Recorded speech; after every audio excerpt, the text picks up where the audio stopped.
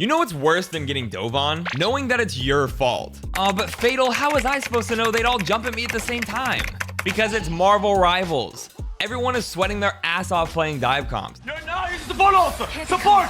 Use ult! This is in low bronze! But here's the thing. Dive isn't the only broken comp right now. There are 5 meta-defining team comps dominating ranked, and if you're not playing them, well, you're probably the one getting clipped. Oh my god, this is so cancer. For each comp, I'll cover the core 4 heroes, explain why they work, and most importantly, how to fight back. Let's talk about every strategist's favorite comp, dive. If your supports have ever mysteriously logged off mid-match, there's a good chance this is why. The goal of a dive comp is simple. Delete the enemy backline before they can react. By picking fast, mobile heroes with massive burst damage, your team becomes overwhelming for enemy supports. And the best way to achieve this is straightforward. Dive in, assassinate, escape.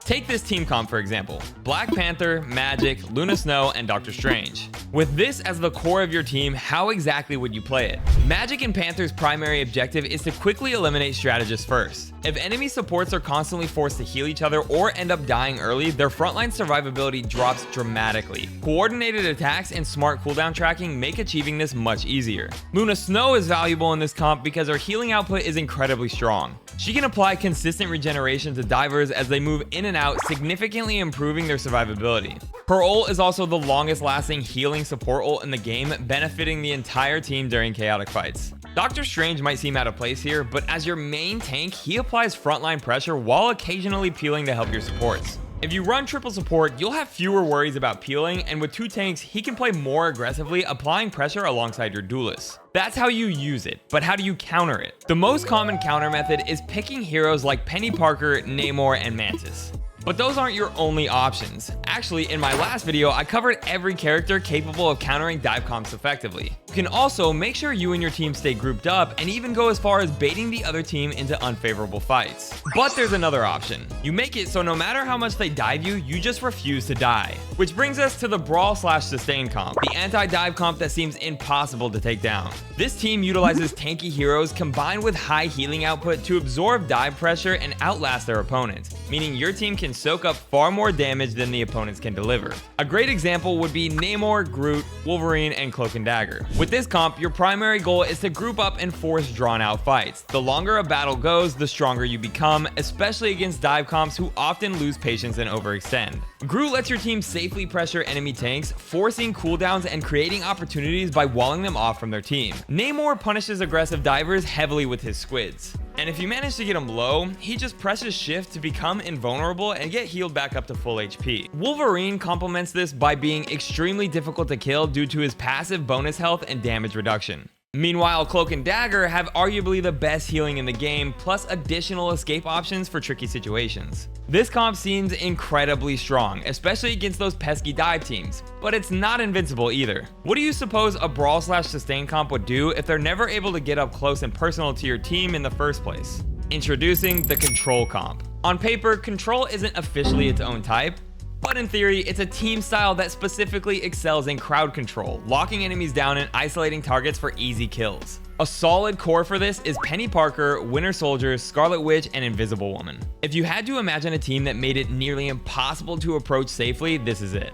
Penny fully locks down entire sections of the map with her nest, making rooms or corners dangerous to enter. While Winter Soldier isolates enemies easily, hooking and uppercutting opponents directly into your team's hands. Interestingly, Scarlet Witch and Invisible Woman play similar roles, each excelling at forcing enemies out of positions with disruptive abilities. Scarlet Witch's stun orb can immobilize you completely, while Invisible Woman's Vortex Orb applies constant ticking damage that can quickly become lethal. Invisible Woman also has the added utility of pushing or pulling enemies out of their desired positions, potentially costing them their lives. Which is really annoying because right when you think you're about to get away, she just yoinks you back into the fight. Fighting back against this comp can feel nearly impossible if you can't safely move to take space. But it's definitely beatable, because what if you didn't have to move much at all to get kills? Well, that's exactly where our next comp comes in, the poke comp. This type of team specializes in dealing massive damage from medium to long range, making it challenging for the enemy team to engage safely. An excellent poke team example is Hela, Magneto, Storm, and Loki. Right now, Hela has no damage fall off and can 2-tap squishies from any range. Her long range pressure forces enemies to constantly reposition or risk death. Magneto excels at zone control. His primary fire is a mid-range attack with a slight AoE burst. And if an enemy attempts to close the distance, he can just push them away with his right click. If anyone manages to get past him, Storm is right there providing damage amplification and excellent area pressure, steadily chipping away enemy health. Loki complements this lineup with safe long-range healing and harassment to bait enemy cooldowns. He might have a hard time healing Storm since she's a flyer, but you have another support to help cover that weak spot. And as an added bonus, if Hela gets a kill, he gets revived. With poke comps, you typically never want close range fights. Instead, poke enemies until they're weakened and then finish them off. This naturally counters control comps because you don't need to take space to deal damage. But how do you counter a team so safely positioned? Simple. The best way is rapid engagements from a dive comp, which means we've come full circle. You might be thinking, but that's only 4 comps. And you're right. There's technically a 5th comp, but it doesn't focus on one specific style. It's a hybrid comp that blends multiple playstyles. For instance, a hybrid comp could include these heroes: Doctor Strange, Hela, Black Panther, and Cloak and Dagger. Strange provides frontline protection while still being able to put out good amounts of damage. Cloak and Dagger offers reliable healing and versatile support. Hela handles long-range harassment, and Black Panther brings aggressive diving power. Hybrid comps are strong because there are no straightforward counters. If you focus too much on shutting down one hero, you become vulnerable elsewhere, allowing the hybrid team to capitalize on your weaknesses. And there you have it, the 5 most broken comps in Marvel Rivals. But now I want to know your opinion. Which comp do you think is strongest right now? Did I miss anything, or do you have another comp that's secretly dominating? Drop a comment below the video to let me know, and if you enjoyed this or learned something new, leave a like and subscribe for more Marvel Rivals content. Keep climbing, and I'll see you next time.